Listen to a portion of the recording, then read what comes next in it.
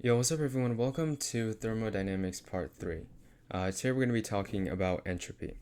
So entropy is defined as a measure of molecular randomness or disorder. You can kind of compare entropy to like an army. You can have a really disorganized army, like the army on the left here. I don't think that's an army. I think this is like a picture of a riot or something. But you can see there's a lot of randomness and disorder. All the troops are like everywhere. They're oriented different ways. So this would have a high entropy. It would have a really high measure of randomness or disorder. On the other hand, on the picture on the right, you can see a really well-organized army here. Everyone looks the same. They're all facing the same way. They have low randomness, low disorder, meaning they would have a really low entropy. So entropy is going to play into our second law of thermodynamics. And our second law of thermodynamics tells us that in a spontaneous reaction, the entropy of the universe must increase. This is really important because it tells us that entropy is not like energy. Energy stays constant in the universe. On the other hand, entropy is increasing. Entropy is always increasing. And by the way, a spontaneous reaction is just a process that's going to occur with no external input on the system. We'll talk more about spontaneity in upcoming videos. But in second law of thermodynamics tells us that the entropy of the universe is always increasing. All right, let's learn how to calculate the entropy of a reaction. The entropy of a reaction is just going to be the sum of the entropies of the products minus the sum of the entropies of the reactants. So the best way to understand this is to do a problem. Let's look at the change in entropy for H2 gas. H2 gas reacting with iodine gas to produce 2HI. So you start with your products. You have 2HI. Each of these has a standard entropy value of 206.3 joules per mole times Kelvin. And that's your products. Let's calculate our reactants. Our reactants is going to be one of our H2 gas, so 1 H2 gas, 58 joules per mole times Kelvin, plus one of our I2 gas, which is 116.73 joules per mole times Kelvin. And if you do out the calculation, you are going to get 165.29 joules per mole times Kelvin.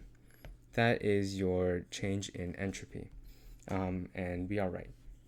All right, let's consider what happened if our army was perfect. What if everyone looked exactly the same, everyone was oriented the same way? A perfect army is analogous to, in chemistry, what we call a perfect crystal. And a perfect crystal is going to be a perfect army. It's going to have the least entropy. In fact, our third law of thermodynamics tells us that the entropy of a perfect crystal at 0 degrees Kelvin is 0. And this really should intuitively make sense. A perfect crystal means that all of the molecules are identical, so there's no randomness between the molecules. All the molecules are symmetric and they're oriented all the same ways. There's no source of randomness. And to add on to it, it's at 0 degrees Kelvin. 0 degrees Kelvin is the lowest temperature you can possibly get. This means that the molecules are not moving at all. If you have no vibrational energy, then that means you have no motion. There's not any source of randomness, meaning your entropy is 0. That is your third law of thermodynamics.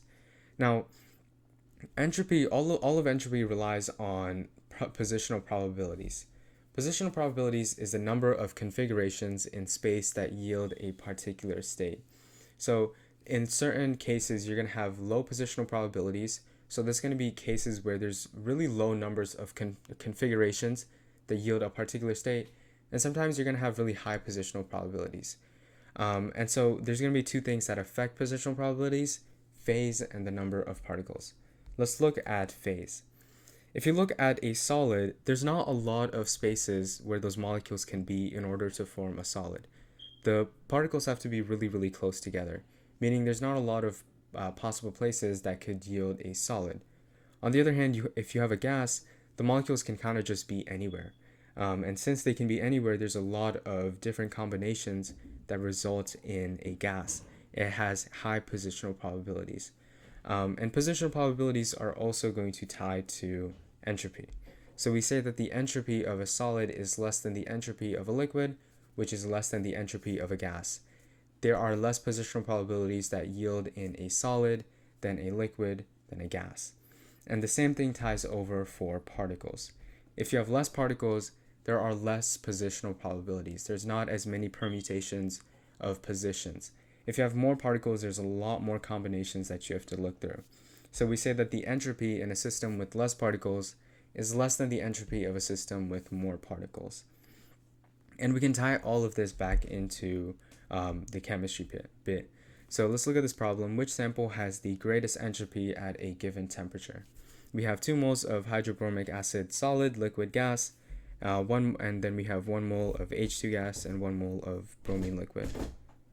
Now, since all of these are going to be 2 moles each, we're going to need to look at the phases in order to get the answer. And if you look at the phases, we have 2 moles of a solid, 2 moles of a liquid. These are not going to compare to 2 moles of a gas. This is because the entropy of a gas is much greater than the entropy of a solid and a liquid. So A and B are wrong. Let's look at D. D is 1 mole of a gas, but it's mixed with 1 mole of a liquid. That liquid just doesn't compare with the extra mole of gas that we have in answer choice C. That means C is going to have the greatest entropy at a given temperature, meaning our answer is C. Now you can take this and tie it into a whole chemical equation or reaction. So you can look at change in entropy from chemical reactions. You can look at an increase in entropy. This is where one molecule yields 2 molecules. That's going to increase the number of particles. That's going to increase entropy. And also, you're going from a solid to a solid and a gas. That gas is also increasing entropy. On the other hand, you could have a decrease in entropy. So in this case, you're going from 2 molecules to 2 molecules, so you can't really look at the number of particles. You have to look at the phases. And phase-wise, you're going from 2 aqueous to an aqueous and a solid. A solid always has the least entropy, so if you're swapping something out with a solid, then you're always going to have a decrease in entropy. There's also cases where it's ambiguous. So in this case, you're going from 2 molecules to 2 molecules, and you're going from 2 gases to 2 gases. So you don't really know if this is increasing or decreasing. So you have to look at the context in order to figure that out. So let's tie that to this problem here. Which of the following reactions takes place with an increase in entropy under standard conditions? And we have 4 options. The first one, NH4 plus CH3COO yields NH3 and CH3COOH. The thing with this is that you're going from 2 particles to 2 particles. So that means your particles aren't increasing. You're not having less or more, so entropy stays same that way. And you're going from aqueous to aqueous. Both of them are aqueous, so you can't really tell whether or not you're going to have an increase or a decrease. This is an ambiguous case, and we can leave it here for now. If you look at B, it's going from 2 molecules to 1 molecule. That's going to be a decrease in entropy. And then C, you're going from 2 gases to 2 aqueous. That's also a decrease. And then in D, you're going from 2 molecules to 1 molecule. That's also a decrease, meaning that the only thing that could be your answer is answer choice A, which is in fact your answer. And that's all I have. I hope you're able to learn something, and I hope to see you later. Thank you.